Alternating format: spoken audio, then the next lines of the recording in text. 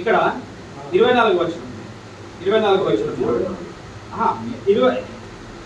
20 వచనం చూసుకున్నట్లయితే ద్రాక్షరసము తాగుబోతునైనను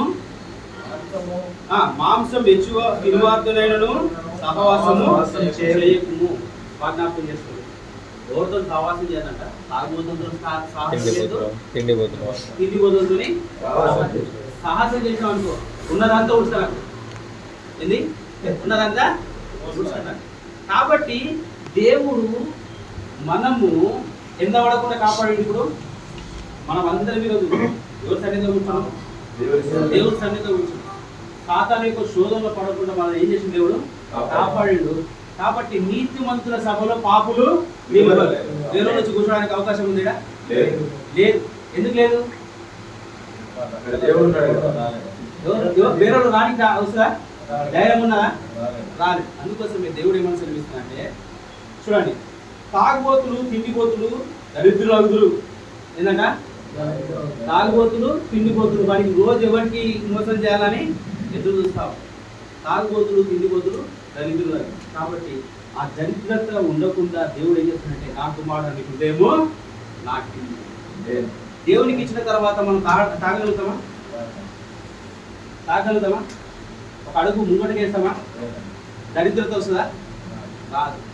రేపటి దినాన దేవుడు ఏమని సెలవిస్తున్నప్పుడు చూడండి, తాగుబోతులు తిండిపోతులు దరిద్రులు నిద్రమత్తులు చింపంగిగులు ధరించుకుందులు కారణమగును.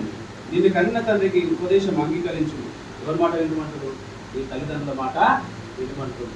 మళ్ళీ ఏమంటాడు? నిన్ను కన్నని తండ్రికి ఉపదేశం అంగీకరించుము. నీ తల్లి ముదిమియందు ఆమె నిర్లక్ష్యం చేయకము. సత్యమును అమ్మివేయక దాన్ని కొనియించుకును. జ్ఞానం ఉపదేశం వివేకము కొనియించుకును. నీతిమంతుని తండ్రికి అధిక సంతోషం కలుగును. జ్ఞానం గలవాడిని కన్నవాడు వారి వలన ఆనందమును. నీ తల్లిదండ్రులు సంతోషపెట్టే వాళ్ళను, నేను కన్న తల్లిని ఆనందపరచవలను.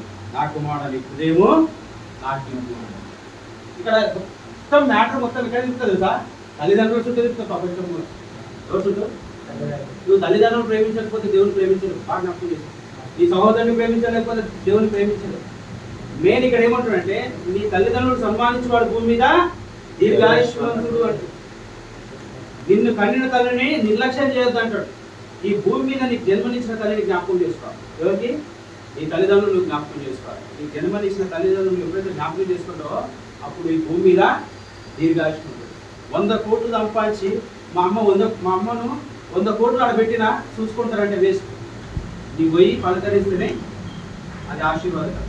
నీ పోయి పలకరిస్తేనే అది ఆశీర్వాదకరం. అందుకోసమే దేవుడు యెషయా 46